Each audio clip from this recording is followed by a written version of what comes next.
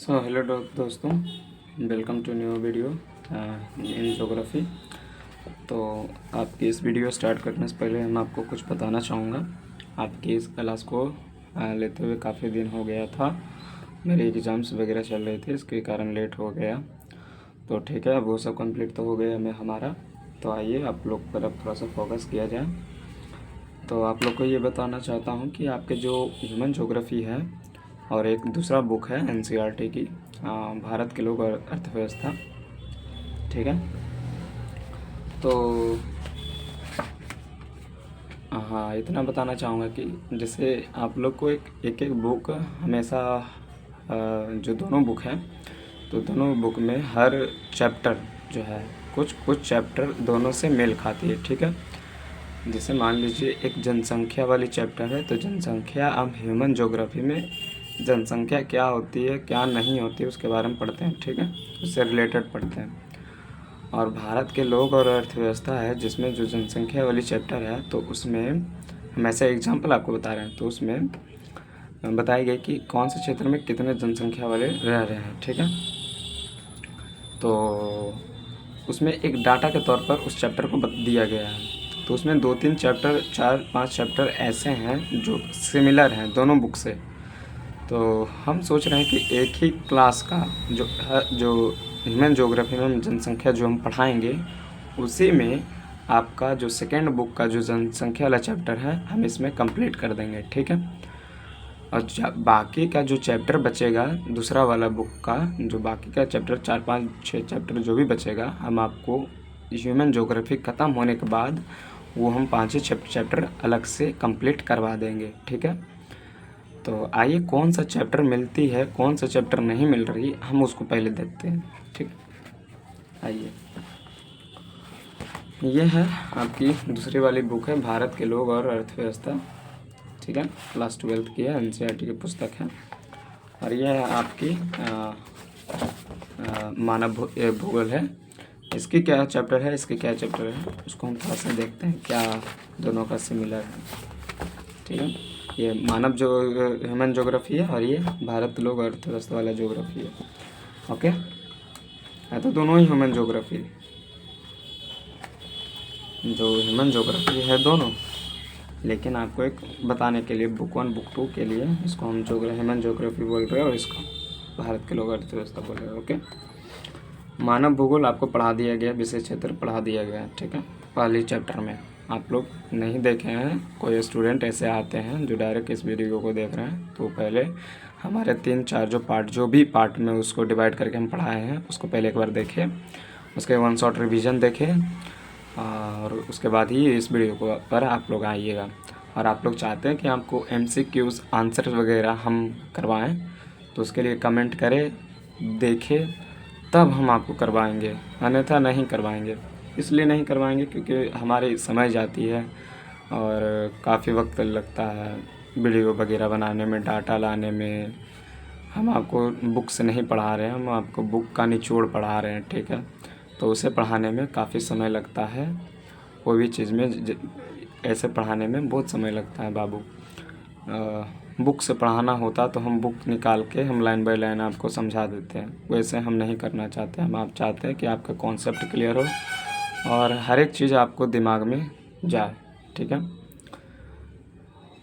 तो ठीक है, अगर आप लोग चाहते हैं कि MCQs और आंसर्स वगैरह हम करवाएं, तो इसके लिए एक सेकंड, कैमरा फोकस नहीं हो रहा है क्या? हाँ, तो उसके लिए हम अलग से एक वीडियो में आपको बताएंगे। ठीक है, तो आइए कौन सा चैप्टर मिल रहा है कौन सा चैप्टर नहीं मिल रहा है। मानव भूगोल तो पढ़ा दिया गया, विश्व जनसंख्या वितरण घनत्व और वृद्धि। ठीक है, ये चैप्टर मिल रहा है आपका यहाँ पे, जनसंख्या वितरण घनत्व और वृद्धि और संगठन, जनसंख्या संगठन और जनसंख्या संगठन, ये चैप्टर मिल गया, ये चैप्टर मिल गया। ओके, हम जब 12th की तैयारी कर रहे थे तो ऐसे ही हम पढ़ते थे, हमारा जो स्ट्रेटजी था वो इसी प्रकार था, और मेरा टोटल नंबर था शायद 80 से 90 के बीच में था मेरा ज्योग्राफी का नंबर इंटर में। ठीक है, और टोटल स्कोर मैंने इंटर में 384 स्कोर किया था। ठीक है, मेरा कुछ नंबर भी काटा गया था, तो इसके लिए हम स्क्रूटनी वगैरह नहीं भरे और नहीं भरना चाहते थे, क्योंकि मुझे खुशी था इतना नंबर आने के बावजूद भी। ओके, तो ये एक चैप्टर आपको मिल गया, जो विश्व जनसंख्या वितरण घनत्व और वृद्धि और जनसंख्या संगठन। ठीक है, तीसरा मानव विकास, तीसरा चैप्टर है मानव विकास। यहाँ पर भी मानव विकास है। ठीक है, एक चैप्टर हो गया। 2, 3 प्राथमिक क्रियाएं नहीं हैं, द्वितीयक क्रियाएं नहीं हैं और तृतीयक क्रियाएं नहीं, परिवहन और एवं संचार है। ये वाला चैप्टर है यहाँ पे, देखिए, परिवहन एवं संचार। ठीक है, अंतर्राष्ट्रीय व्यापार, अंतर्राष्ट्रीय व्यापार। ठीक है, मानव बस्ती इसमें नहीं है, इसको हम अलग से करवाएंगे। कौन सा चैप्टर आपका मिला है? 1, 2, 3, 4, 5, 5 चैप्टर आपका इसी बुक के साथ हम करवा देंगे। ठीक है, सॉरी, ये बुक का कितना चैप्टर मिला है? सॉरी, 1, 2, 3, 4। ठीक है, ये 4 चैप्टर जो इसमें आपको हो गया। ठीक है, इसका जो 4 चैप्टर है, इसमें 4 चैप्टर आपका करवा दिया जाएगा नोट्स में ही। जब हम नोट्स आपको पढ़ाएंगे उसी नोट्स में इसका जो भी चैप्टर 4 चैप्टर जो है इसका हम निचोड़ उसमें डाल के रखे हैं, हर टॉपिक में डाल के रखे हैं। और जब भी हम आपको इस वाला बुक वाला जो नोट्स पढ़ाएंगे इसी के साथ ये इसका भी हम क्लियर करवाते जाएंगे। ठीक है, तो कॉपी पेन और कलम लेके आप लोग रेडी रहिएगा लिखने के लिए। ठीक है, कौन सा चैप्टर इसमें नहीं आपको मिल रहा है? तो भू संसाधन। ठीक है, मानव बस्ती तो मिल ही रहा आपका। भू संसाधन, जल संसाधन, खनिज तथा ऊर्जा संसाधन और निर्माण उद्योग, भारत के संदर्भ में नियोजन और सतत पोषणीय विकास। ठीक है, और भौगोलिक परिप्रेक्ष्य में चयनित कुछ मुद्दे एवं समस्याएं। ठीक है, तो कितने चैप्टर आपका पढ़ाना है इससे? एक प्रवास का पढ़वाना है पहला, दूसरा, तीसरा, चौथा, पाँचवा, छठा, 7वां। 7 चैप्टर हम अलग से आपकी क्लास के वीडियो हम लेंगे इसका। ठीक है, और इसका आपको तो पढ़ा दिया जाएगा इसी में ही, इसी के नोट्स में ही आपको इसका पढ़ा दिया जाएगा। टोटल 4 चैप्टर का, 1, 2, 3, 4, 5 चैप्टर है ना, 1, 2, 3, 4, 5, 1, 2, 3, 4, 5, 6 चैप्टर है इसमें। जो 5 चैप्टर है इसमें 6 चैप्टर है, ये वाला अलग है। ठीक है, तो आइए स्टार्ट करते हैं मानव भूगोल का चैप्टर 2। पहले चैप्टर आप लोग को पढ़ा दिया गया है बाबू, जो नहीं देखे हैं वो जाके इस वीडियो को देखें। हाँ, यह है ह्यूमन ज्योग्राफी का बुक 1 का नोट्स है मेरा। विश्व जनसंख्या वितरण घनत्व और वृद्धि, विश्व का जनसंख्या। ठीक है, तो हम कैमरा रोटेट कर रहे हैं 1 सेकेंड के लिए। नहीं तो आइए हम आपको लैपटॉप पे आपको बताते हैं। वर्ल्ड मैप हो जा स्टार्ट। वर्ल्ड वर्ल्ड मैप,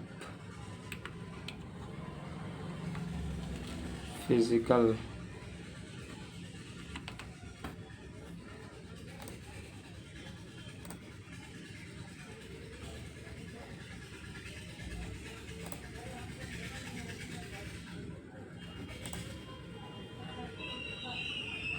एक सेकेंड, सॉरी गाइस, थोड़ा सा यहाँ जूम कर लेते हैं। हाँ,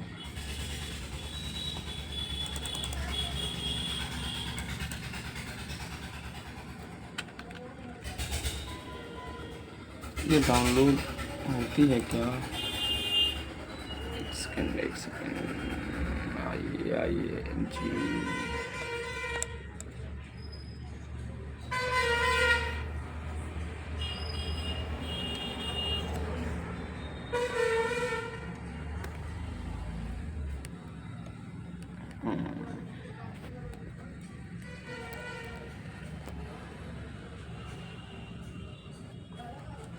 हाँ, तो इसको सेव कर लेते हैं यहाँ से। ठीक है, कहाँ गया माई पीसी?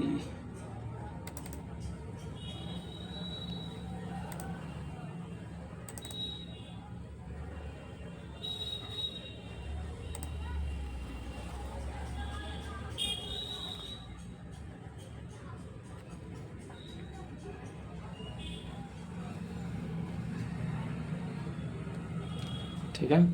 तो ये रहा आपका वर्ल्ड मैप।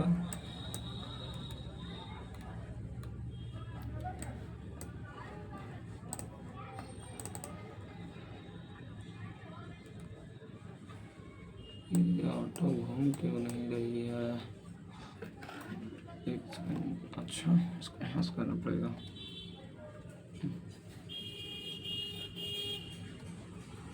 हाँ, विश्व जनसंख्या वितरण और घनत्व और वृद्धि। तो ये जो देख रहे हैं ये हमारा एशिया है, ठीक है। ये जो इतना पार्ट देख रहे हैं इसको जूम कर लेते हैं यहाँ से। अब ये जूम नहीं हो रहा। हाँ,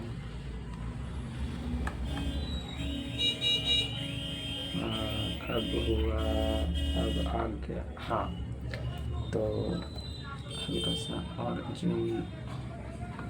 यस, ये जो पार्ट आप लोग जो देख रहे हैं, ये जो यूरोप साइड वाली पार्ट है, तो यहाँ से एक यूराल पर्वत आती है, ठीक है। यहाँ से एक यूराल पर्वत आती है रसिया के बगल से, ठीक है।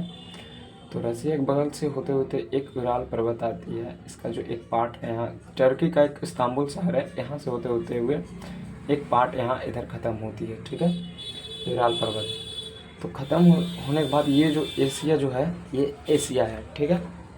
ठीक है गाइस, तो एशिया है और ये अफ्रीका है, ठीक है। ये वाली अफ्रीका है, ये वाली, ये अफ्रीका कॉन्टिनेंट है। ये उत्तर अमेरिका है, कनाडा, यूनाइटेड स्टेट, मैक्सिको, ठीक है। और ये है ब्राज़ील, ठीक है। ये है ब्राज़ील और ये है ऑस्ट्रेलिया। तो ये चैप्टर इसी के ऊपर बेस्ड है कि कौन सा जनसंख्या कहाँ पर है, कितना वितरण है, कितना डेंसिटी घनत्व में वे लोग रह रहे हैं, कितना परसेंट से वो लोग वृद्धि कर रहे हैं। तो इसमें ये बताया गया है इस चैप्टर में, ठीक है। तो अच्छा, एक काम करते हैं हम, इसका एक ये रिकॉर्डिंग होगा यहाँ से, तो अच्छा हम कोशिश करेंगे कि हम ये लैपटॉप का वीडियो रिकॉर्ड करके हम आपको चैनल पे दे दें, ठीक है। तो आइए नोट्स पे आते हैं एक बार।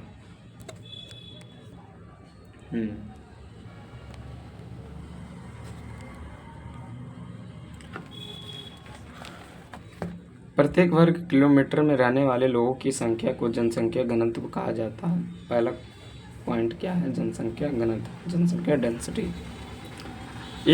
प्रत्येक वर्ग किलोमीटर में रहने वाले लोगों की संख्या को जनसंख्या घनत्व कहा जाता है। दूसरे शब्दों में कहें तो किसी देश के अंदर एक वर्ग किलोमीटर में रहने वाले लोगों की जनसंख्या को उस देश का जनसंख्या कहा जाता है। एक कॉपी कहाँ गया? मेरा नोट्स था वहाँ पे, उसी पर बताते हैं आपको। सिट।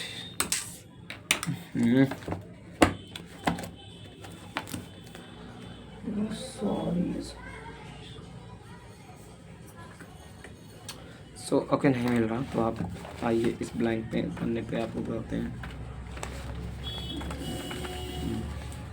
जैसे मान लीजिए एक एरिया है, ठीक है। इस 1 किलोमीटर स्क्वायर वाली एरिया है। 1 किलोमीटर हो गया, 1 किलोमीटर हो गया, 1 किलोमीटर हो गया, 1 किलोमीटर हो गया, ठीक है। तो इस क्षेत्र में रहने वाले जो लोग हैं, इसकी ये कितने, जैसे मान लीजिए 918 लोग इसमें रह रहे हैं, ठीक है। तो ये 1 किलोमीटर वर्ग में रहने वाले लोगों की जनसंख्या घनत्व हो गया, समझे। डेंसिटी इसी को बोला जाता है, 918 लोगों को, ठीक है। जैसे 1 किलोमीटर वर्ग मतलब 1 स्क्वायर में 1 किलोमीटर का कोना, ठीक है। तो 918 लोग जो रह रहे हैं इसी को 1 किलोमीटर वर्ग स्क्वायर बोलते हैं, ठीक है। तो इसमें बोल रहा प्रत्येक वर्ग किलोमीटर में रहने वाले लोगों की संख्या को जनसंख्या घनत्व कहा जाता है। दूसरे शब्दों में कहें तो किसी देश के अंदर 1 वर्ग किलोमीटर में रहने वाले लोगों की जनसंख्या उस देश की का जनसंख्या घनत्व कहा जाता है। जैसे मान लीजिए आप कोई भी डिस्ट्रिक्ट से देख रहे हो, चाहे जम्मू हो, जहानाबाद हो, बक्सर हो, सीतामढ़ी, समस्तीपुर, मुजफ्फरपुर, जो भी हो, तो वहाँ मान लीजिए 1 किलोमीटर की जो क्षेत्र है उसमें कितने लोग रह रहे हैं, जैसे 9000 सॉरी 900, 1000, 2000 जितने भी रह रहे तो वो लोगों की जनसंख्या हो गया, ठीक है। तो वो जनसंख्या घनत्व हो गया, ठीक है। जनसंख्या घनत्व मापने के लिए कुल जनसंख्या का क्षेत्रफल उससे से भाग दिया जाता है। तो क्या कह रहा है, जनसंख्या मापने के लिए तो टोटल जनसंख्या है, ठीक है, और कुल क्षेत्रफल से भाग कर दिया जाता है। अब कैसे किया जाता है, तो आइए उदाहरण के तौर पर समझते हैं। मान लीजिए किसी देश की जनसंख्या 1 लाख है, ठीक है, 3 2 5 10 लाख है, और वहाँ का क्षेत्रफल 10,000 वर्ग किलोमीटर है, ठीक है। इस स्थिति में वहाँ का जनसंख्या घनत्व 100 व्यक्ति वर्ग किलोमीटर होगा। अब कैसे नापते हैं, जैसे पॉपुलेशन डेंसिटी, इसको हिंदी में जनसंख्या का घनत्व बराबर पॉपुलेशन मतलब जनसंख्या बटा क्षेत्र, ठीक है। अब जनसंख्या कितना था, 10 लाख, ठीक है, 3 2 5 और 1 0 बट्टा में एरिया कितना 10,000 वर्ग किलोमीटर, ठीक है, 10,000। अब इसको काटिए, 3 1 4 1 2 3 4 कट गया बचा 100। तो इस स्थिति में वहाँ का जनसंख्या घनत्व 100 व्यक्ति प्रत्येक वर्ग किलोमीटर होगा। एरिया 10,000 वर्ग किलोमीटर था, 10,000 वर्ग किलोमीटर था, तो बचा 1 किलोमीटर एरिया। 1 किलोमीटर एरिया में कितने लोग रह रहे हैं, तो 100 किलोमीटर रह रहे हैं, 100 लोग रह रहे हैं, ठीक है। 1 किलोमीटर एरिया में 100 लोग रह रहे हैं, ठीक है। अब आइए बुक 2 क्या कहता है। अब बुक 2 वाला हम लोग देखते हैं।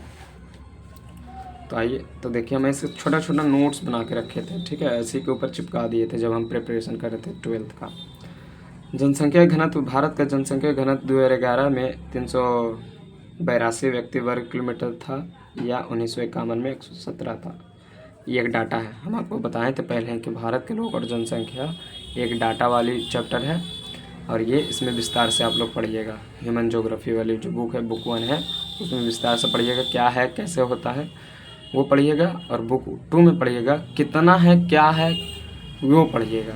तो कितना है और पहले कितना था, तो भारत का जनसंख्या घनत्व जो पहले था 2011 में 382 व्यक्ति था, तो 2011 में 382 व्यक्ति वर्ग किलोमीटर में था, मतलब 1 किलोमीटर में 382 व्यक्ति निवास कर रहे थे। ये सब एकदम ऑब्जेक्टिव में पूछ देगा तड़ाक दबर, ठीक है। तो इसको एकदम टिटियाई कर लीजिएगा, ताबड़तोड़ इम्पोर्टेंट है, ठीक है। यही 1951 में 117 था, 1951 में 117 व्यक्ति वर्ग किलोमीटर था, ठीक है, स्क्वायर किलोमीटर में ये लोग रह रहे थे। 2011 में 382 वर्ग किलोमीटर हो गया भारत का, 1951 में 117 वर्ग किलोमीटर हो गया।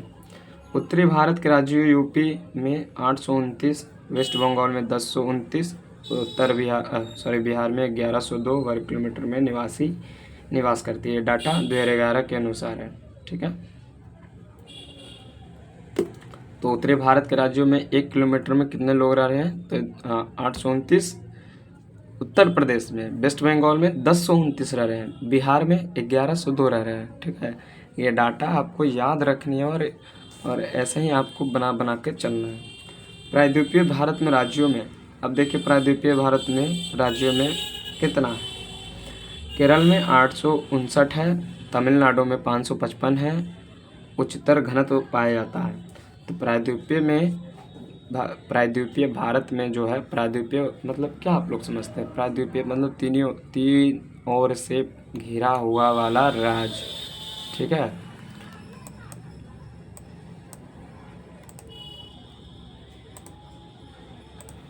एक सेकेंड आइए, हाँ एक थोड़ा सा आपको हम लैपटॉप पे ले आते हैं, एक सेकेंड।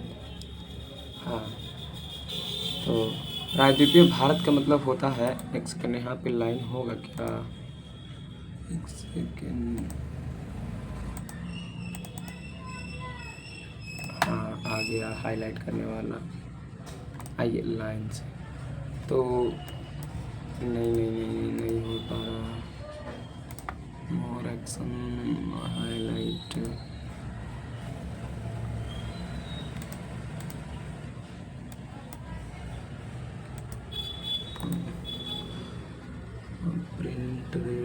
Must inspect text.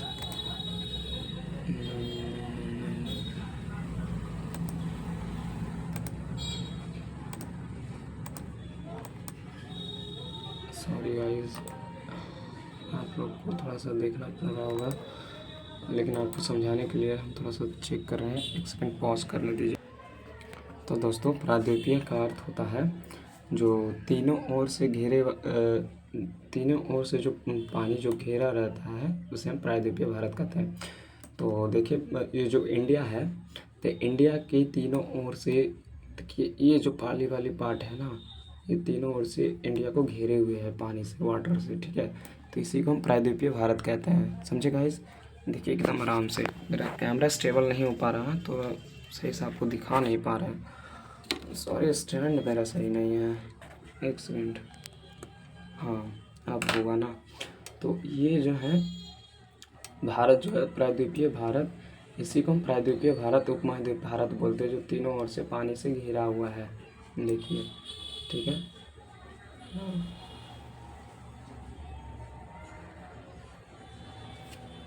अबे भाई, एक सेकंड रुक जा।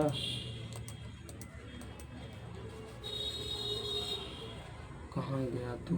हाँ, आ गया। हाँ, ये एक पार्ट हो गया अरब सी वाला, दूसरा पार्ट हो गया ये वेस्ट बंगाल वाला, और एक पार्ट हो गया लैकडेल सी वाला, ठीक है। ये तीनों ओर से भारत घिरा हुआ, इसलिए प्रायद्वीपीय भारत कहते हैं, ठीक है। चलिए आइए, आपको हम अपने नोट्स पे ले चलते हैं। सॉरी, लाइट कट हो गई है। तो इसी का बता रहा है कि जैसे केरल है, ठीक है। तो आइए इस मैप पे देखते हैं केरल कहाँ पे है। तो केरल गाइस देखिए, यहाँ पे है, यहाँ पे एक राज्य है केरल, ठीक है। यहीं पे केरल है, इसको हम थोड़ा सा जूम कर लेते हैं, एक सेकेंड। हाँ, अब हुई। तो ये है केरल, ओके। हाँ, तो ये है केरल साइट, क्या हो गया? हाँ, तो ये है केरल। कलर इसका चेंज कर लेते हैं, कौन सा कलर है, रेड वाला लेते हैं, ठीक है। तो ये है आपका केरल। तो केरल में कितना जनसंख्या बताया गया है, कितना जनसंख्या घनत्व है? 859 है। इसकी जनसंख्या घनत्व है 859, ठीक है। जनसंख्या घनत्व इसका है, ठीक है। और तमिलनाडु का यहाँ है। इसका भी कलर चेंज करके हम लोग देखेंगे। ग्रीन ले लेते हैं इसका, ओके। ये है आपका तमिलनाडु, ठीक है। यहाँ से आपका तमिलनाडु इतना है। इसका जनसंख्या घनत्व क्या है? 555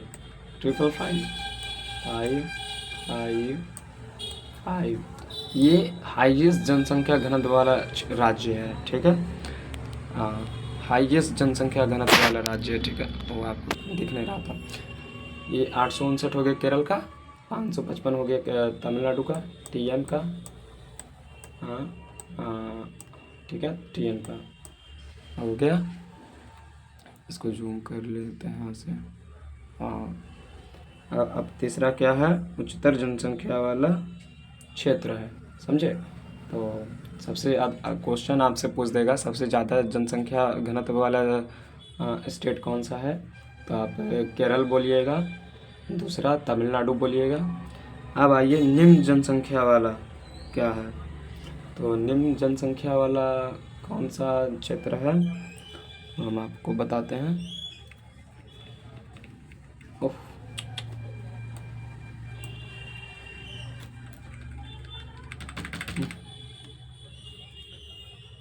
अबे तू मत जा।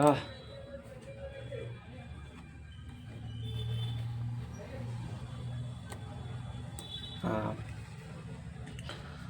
तो सबसे कम जनसंख्या वाला जो क्षेत्र है वो हो गया आपका असम, सबसे पहले असम आता है जनसंख्या वाला क्षेत्र में। सबसे कम जनसंख्या वाला क्षेत्र में पाया जाता है असम। समझे दोस्तों, ये जो असम यहाँ से जो स्टार्ट होती है, ये वाला क्षेत्र जो है यहाँ तक, ये असम है। ये असम तो असम में सबसे कम जनसंख्या वाला क्षेत्र पाया जाता है।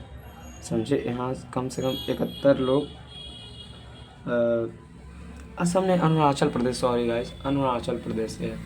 ये जो अरुणाचल प्रदेश है, यहाँ 1 किलोमीटर में 17 लोग रहते हैं। ठीक है, कितना लोग रहते हैं? 17 AP, इसको AP कर लीजिए, AP। ठीक है, इसमें 17 लोग रहते हैं 1 किलोमीटर एरिया में। दूसरा में गुजरात है। दूसरा में दोस्तों गुजरात है। ये वाला जो हमारा स्टेट है गुजरात, नरेंद्र मोदी जी का ये है। यहाँ ये दूसरे नंबर पर आता है कम जनसंख्या वाला स्टेट में। ठीक है, और तीसरा हरियाणा। यहाँ पे पड़ता है, ज़्यादा बड़ा क्षेत्र नहीं है, दिल्ली के आसपास में क्षेत्र है हरियाणा। ठीक है, थोड़ा सा क्षेत्र में है हरियाणा। तीसरे नंबर पर ये आता है। चौथा में झारखंड आता है, जिसे कोई नहीं जानता। ये हो गया आपका झारखंड, यहाँ वाला जो क्षेत्र है। ठीक है, जमशेदपुर वाला ये झारखंड है। तो आज की वीडियो में ज़्यादा नहीं, चलिए थोड़ा सा आगे ले चलते हैं। तो आप लोग यहाँ तक समझ गए होंगे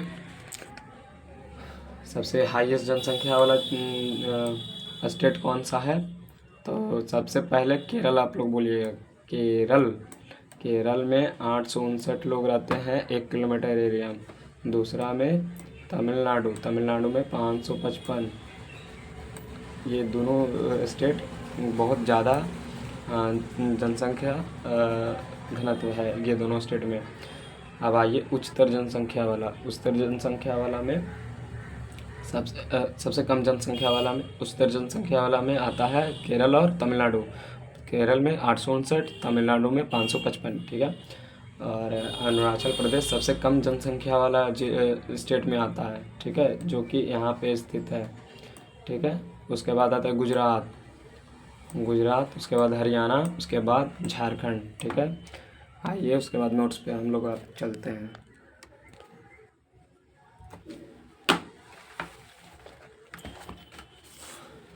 तो हो गया आपका इतना तक। इसको हम जूम आउट करते हैं, 1 सेकेंड।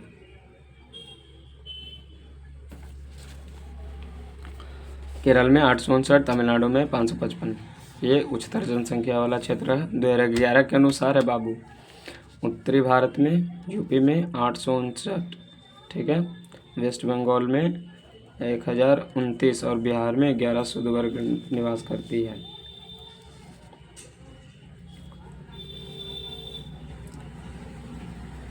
नहीं दोस्तों, ये जो हम आपको बताएं केरल गुजरात वाला, केरल और तमिलनाडु वाला, ये प्रायद्वीपीय भारत में सबसे ज़्यादा जनसंख्या स्टेट वाला क्षेत्र था। ठीक है, और अगर आपसे क्वेश्चन पूछे कि भारत के होल भारत, समझे, संपूर्ण भारत में सबसे ज़्यादा जनसंख्या वाला क्षेत्र कौन है, तो होगा बिहार। 1 सेकेंड, हम थोड़ा सा चेक कर लेते हैं इसको, नहीं तो आपको गलत इन्फॉर्मेशन चल जाएगा। 1 सेकेंड।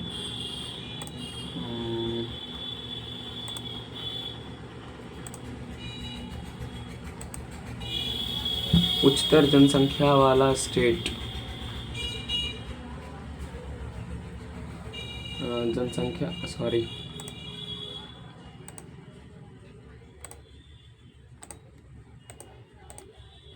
जनसंख्या घनत्व वाला, डेंसिटी।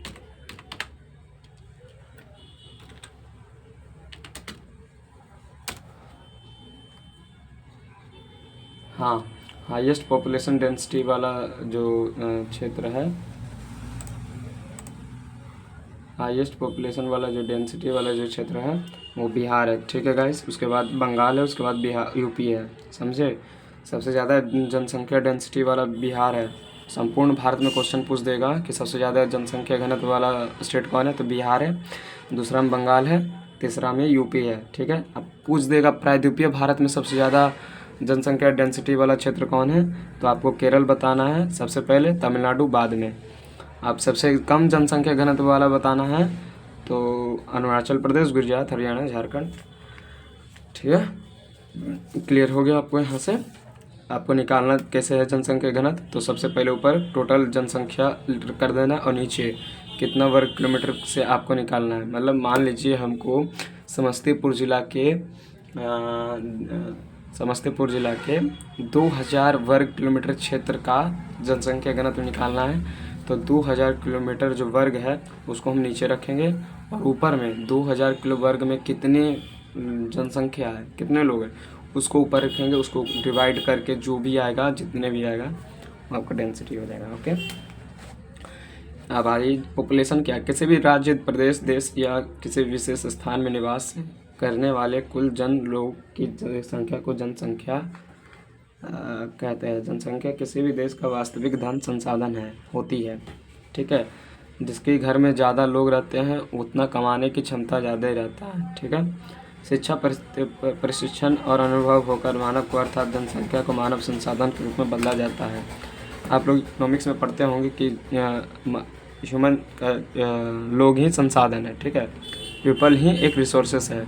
अगर उसमें स्किल डेवलपमेंट कर दिया जाए, ठीक है, उसमें एक ऐसा क्वालिटी निकाल दिया जाए जिससे वो कुछ ना कुछ का इन्वेंट कर दे, तो एक संसाधन के रूप में बदला जा सकता है। ठीक है, उसका वास्तविक धन उसका संसाधन ही होता है, उसका मानव ही सब चीज़ होता है। शिक्षा, प्रशिक्षण, अनुभव होकर मानव अर्थात जनसंख्या को मानव संसाधन के रूप में बदला जा सकता है।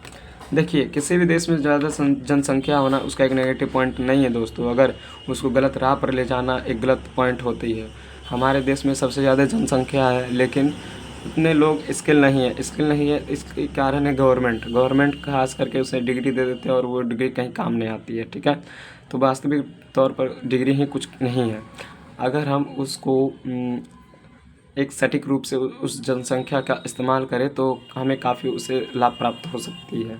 अगर मान लीजिए हमारे घर में 12 लोग रहते हैं, 12 लोग में मान लीजिए एक मम्मी पापा हो गए तो बच गए 10 में से मान लीजिए 5 लड़का और 5 लड़की है, तो 5 लड़का को एक संसाधन के रूप में बदला जा सकता है और लड़कियों को भी संसाधन के रूप में बदला जा सकता है, बशर्ते उसमें ऐसी एक क्वालिटी डेवलपमेंट की ज़रूरत है। ऐसी जैसे मान लीजिए हम कुछ बिज़नेस करते हैं, उस बिज़नेस में हमारे बच्चे काफ़ी तेज़ हो जाते हैं, हमसे काफ़ी तेज़ हो जाते करने में, तो वो जो उसमें जो डेवलपमेंट आई हमसे जो तेज़ हुआ वो एक संसाधन के रूप में परिवर्तित हो गया। अब वो उस चीज़ को लेके अब वो एक अपना एक नया औजार के तौर पर उसे यूज करेंगे। ठीक है, और रुपए कमा सकते हैं और धन राशि प्राप्त कर सकते हैं। तो हमारे देश में जनसंख्या होना इसका मतलब ये नहीं कि बहुत सबसे ज़्यादा अथी हो जाना, मतलब एक ब्लैक पॉइंट आना, ये एकदम गलत है। क्योंकि हम इंडिया का इतना पोटेंशियल है कि उसमें एक मानव संसाधन निर्मित किया जा सकता है। ओके स्टूडेंट, यहीं पे हम अपना विराम लेना चाहते हैं और कल आपको विश्व की जनसंख्या आसमान रूप से बटा हुआ है, इसके बारे में कल की चर्चा करेंगे। आज आपको कैसा लगा इस वीडियो को हमें कमेंट करके बताइए। क्या नहीं समझ में आया वो हमें बताइएगा, और आशा करते हैं कि आपको सही से समझ में आए। इसलिए आप हमें कमेंट करिए, जो भी आपको कुछ नहीं आता है उसको हमको काफ़ी बताएं, उसमें हम इम्प्रूवमेंट लाएंगे। और अपने दोस्तों में लाइक शेयर भेजें और आप भी लाइक शेयर करिए इस वीडियो को, ताकि हम इसे बेहतर तरीके आपको और अच्छी क्वालिटी में पेश करें। ठीक है दोस्तों, ओके चलिए, गुड बाय।